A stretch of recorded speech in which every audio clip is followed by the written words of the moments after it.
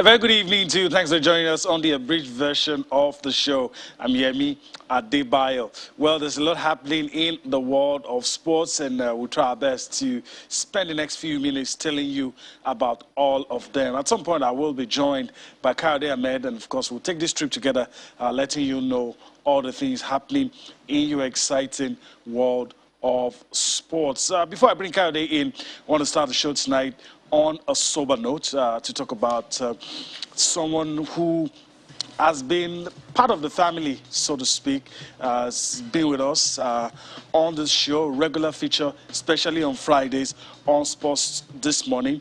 We're talking about the former Super Eagles media officer, Ben Alaiya. And of course, he has passed on. The news came as a rude shock to most of us, and I'm still lost for words, actually.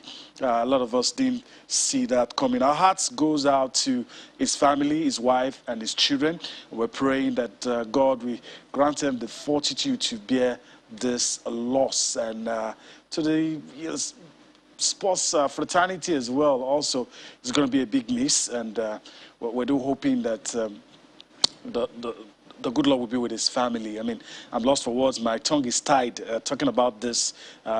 Of course, one of the difficult parts of this job is coming to talk about something like this, somebody very dear to us. I mean, you're going to see on your screen, some of the times he's been with us, and some of the memories we've had fun on set several times, and of course, he's a vastly experienced person when it comes to sports journalism. Like I said earlier, he will be sorely missed. All right, so let me bring Kayode Ahmed into things on the show. Good to see you, Kayode. Thanks for. Okay, before I bring Kayode on, let's just listen to. Give ourselves some feeling of nostalgia. Ben, like I said, regular feature on Sports This Morning, especially on Friday. Let's just listen to some of the things we've been able to extract, the fun moments we had with him on Sports This Morning. Ben is still in the studio. Ben was talking about Nigeria Professional Football League season starting soon. The fact that you already have clubs, testing, carrying out a COVID-19 test among their players and officials, and that's why United having a clean bill of health with all their players, coming are negative. Yeah, good to hear that Nasarawa United is kickstarting it. I think other clubs should follow suit and test all their players. I mean, even fans, even before you come into the studio now, your of course is tested so that they know that at least health-wise you are good to go on air.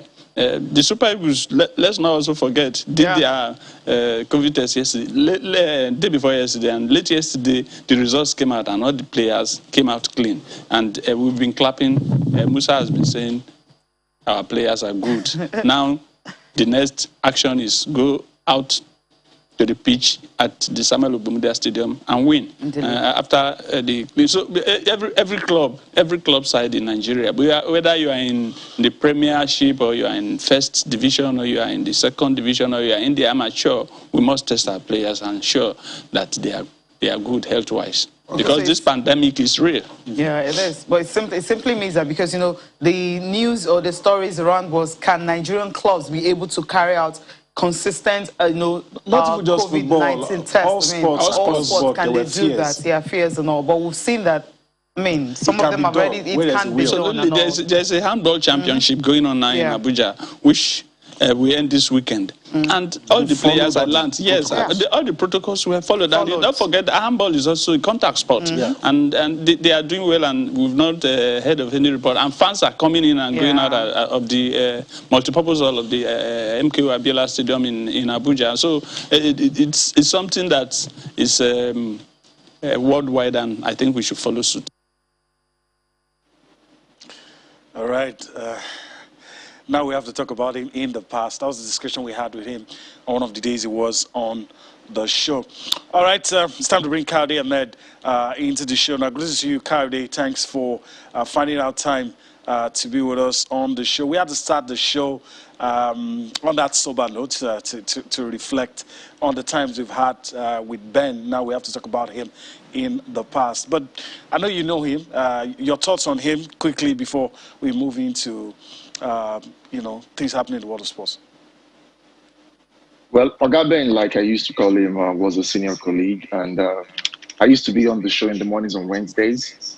He comes in on Fridays, so we usually meet at the stadium, and he's always willing to help, always willing to lend a helping hand. And while he was the media officer of the Super Eagles, anytime we call on him, he's always there to get to the contact of any of the players you want to talk to, and he did excellent on the job. No airs whatsoever around Oga Ben Alaiya, and it's quite emotional for me as well that he died so suddenly. The sports fraternity has lost someone of immense talent and experience. The editor-in-chief of Sports Day, and a number of people have risen through him, and we can only pray that God gives his family the fortitude to deal with this irreparable loss. All right, so let's move on, Cardi. A tough job we have on our hands, but we have to move on. All right, let's talk about the Falconettes. Not that it came as any surprise to all of us. It was always what we expected. The golf in class always shows, especially at this age grade competitions. And so, I mean, the Falconettes moving to the next level. And I'm not going to ask you if you're surprised. I mean, this is what we expected. No, it didn't come as a surprise at all. It should have been if Equatorial Guinea had not taken themselves out of the equation, because Equatorial Guinea did not compete in the first round, so giving the CAR the leeway into the second round. And when you meet in the Falconettes, you should expect like a blowout. The first leg ended 7-0. And witnessed the second leg at the Nikon Stadium earlier today, ending 1-0, making it 11-0 on aggregate. No surprises whatsoever. So right about now, the Falconettes will have to wait for the winner between Egypt and DRC to know which of the opponents they'll be meeting for the next round. And we hope that they're able to qualify for the competition next year, proper in 2022, and hopefully go ahead to replicate what they did in 2010, where they got as far as the finals and losing to Germany. But I wouldn't want to jump the gun. Let them take it one step at a time. This is like a stroll in the park for them. Whoever they meet in the next round between Egypt and the RC should be a litmus test for them to see whether they're going to get to the final round before picking a ticket for the competition proper in 2022. All right. It doesn't appear like you have any preference. I don't too. It doesn't appear like I have any preference, Egypt, Congo, whichever one comes, because like I said, the golfing class is clear at this level, and we've gotten to the final at the global event. We've gotten to the final twice, and so you talked about it being a test. I struggle to see any of these countries who could really give these girls a test, unless maybe when they get to the global stage. Well, I call it a test because you underrate any of your own opponents at your own peril. Sure. Every African opponent wants to get one against, be it the Falcons, the Falconettes, or even the Flamingos.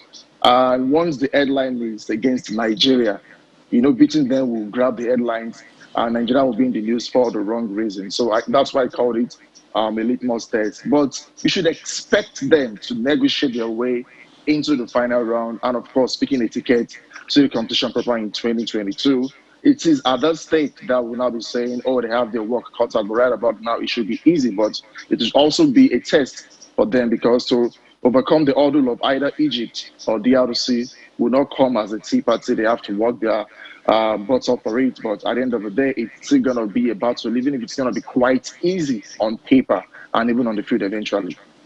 All right, let's talk about the Super Eagles, and of course, we'll still have to talk about the Central African Republic. We'll still have to talk about a return to Cameroon, because that's where the Central African Republic is playing all their matches. I mean, as far as FIFA is concerned, they don't have any suitable pitch that that can host an international. And so everybody's in camp, but there's been this issue about some of the regular midfielders will be missing in action. I mean, the guys we've grown to to see in midfield for the past 2-3 years. Etebo, Didi, now we're hearing he will be. How big of a miss do you think these players will be? And the late replacements called up, you feel they can feel their shoes? We're also hearing Paul Onuachu, there may be 1 or 2 issues with him as well. But it gives the other fringe players an opportunity to make their inclusions count. No doubt, Ogenekaro Etebo, Wilfred Ndidi will be solid mids because they've made the midfield their own. And they are core part up in the middle of the park because they've been with the team for quite some time. So they seem to have gelled and there's this level of synergy between these duo. But the opportunity comes for these other fringe players to actually prove their mettle on the biggest stage on the continent when it comes to qualifiers. Yes, you might say the Central African Republic might not pose a big of a threat, but it's still the qualifiers. And whenever it's against the supposed giants of Africa, like they call Nigeria, they want to give their best. And an opportunity for them to make their inclusion count and see how the coaches can also get to see them on the pitch of play in the absence of the regulars. We understand that because news featured in earlier this evening that Maduka Okoye, who was the last to report to camp, might not even be the one in between the stakes, now giving room for the duo of Uzo and Daniel Akweyi. I believe it's going to be 4 days, 2 games, and 6 points against CAR. These guys will be solid maced. But when it comes to March 2022, when the knockout stage proper, that is when we are going to need these guys. Talking about Etebo and Wilfred Ndidi, should they be absent at that stage, that is when we can say they are going to be solid maced. But the other guys right about now should take that opportunity and, of course, prove themselves to the coaches. All right.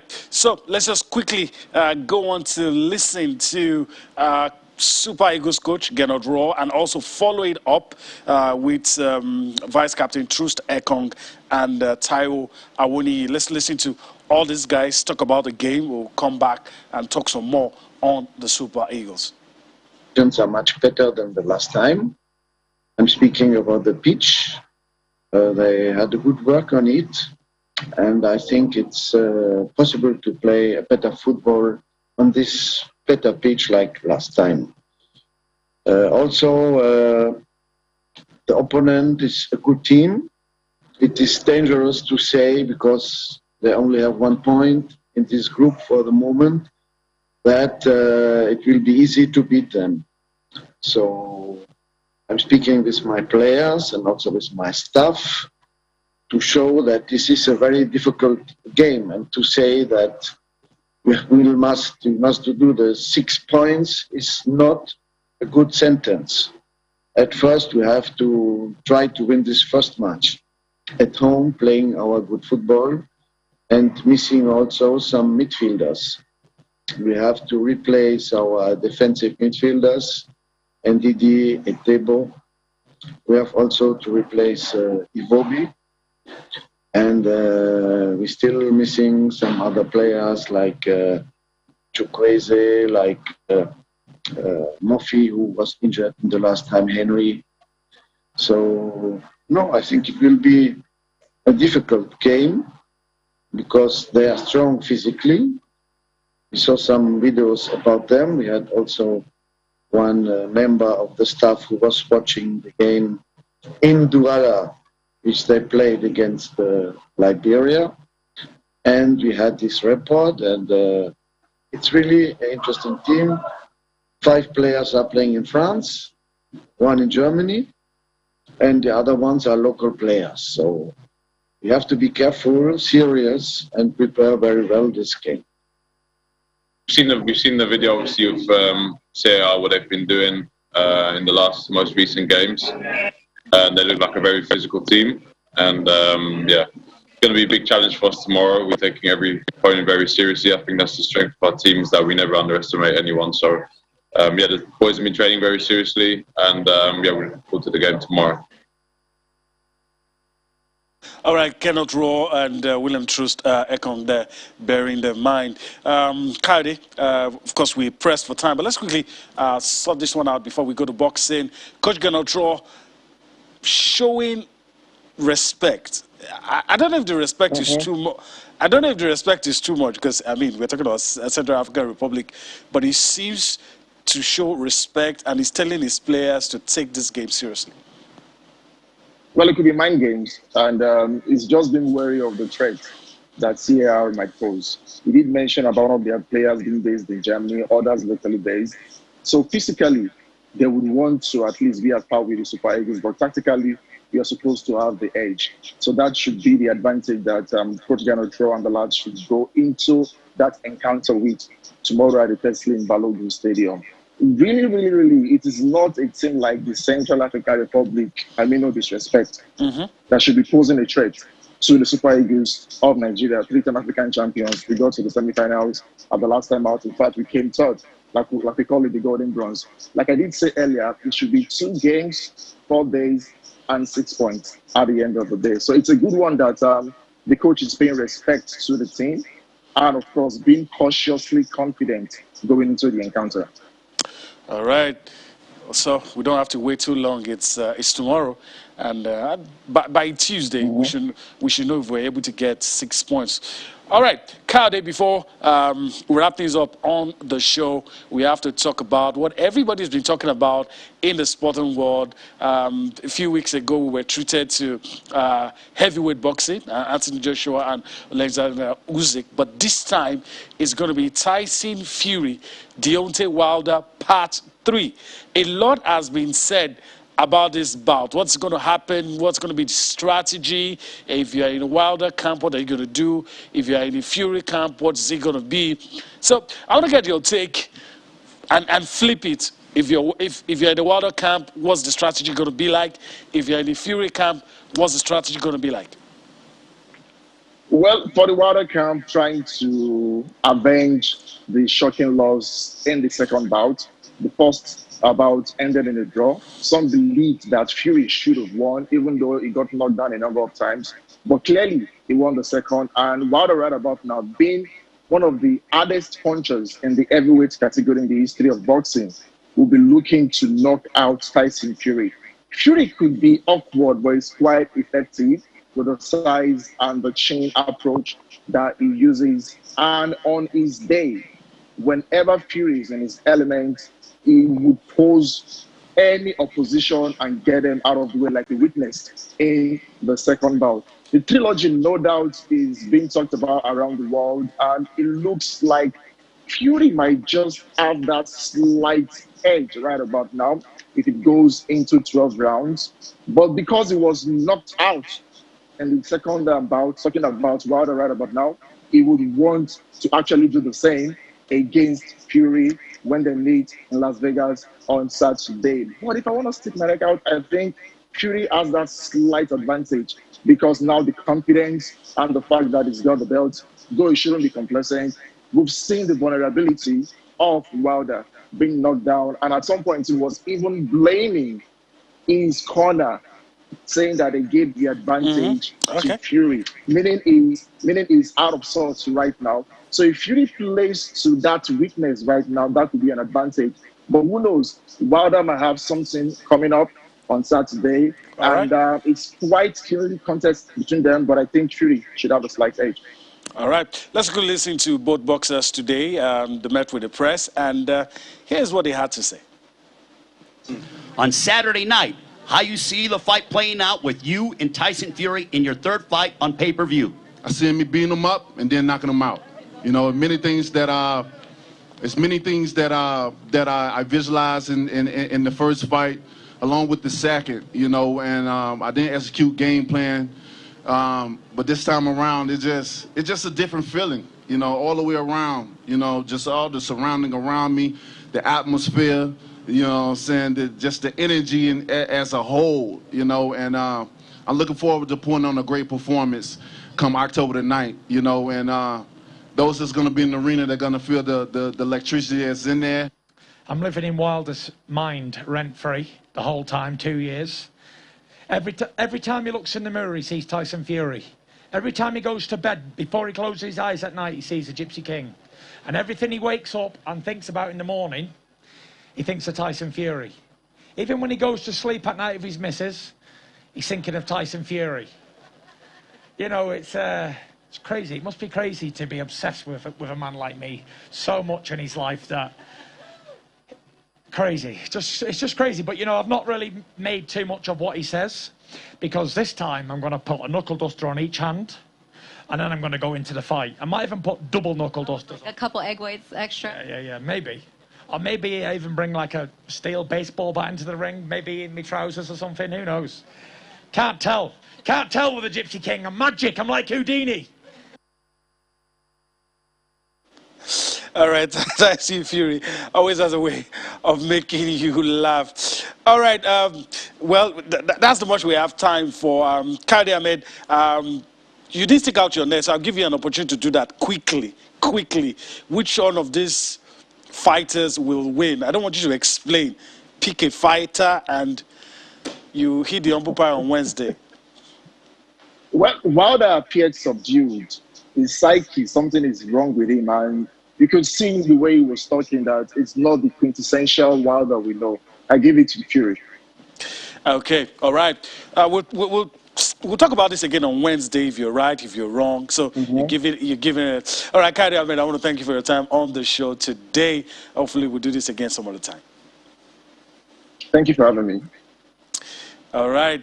As we go on the show tonight, UEFA Nations League semi-finals. Spain have been able to defeat 10-man Italy, getting back their pound of flesh. The game ended 2-1. Leonardo Bonucci was red carded in that game. That's the show today. I hope you enjoyed everything we were able to bring to you. We'll do this again tomorrow. I'm Alaiya. Bye-bye now.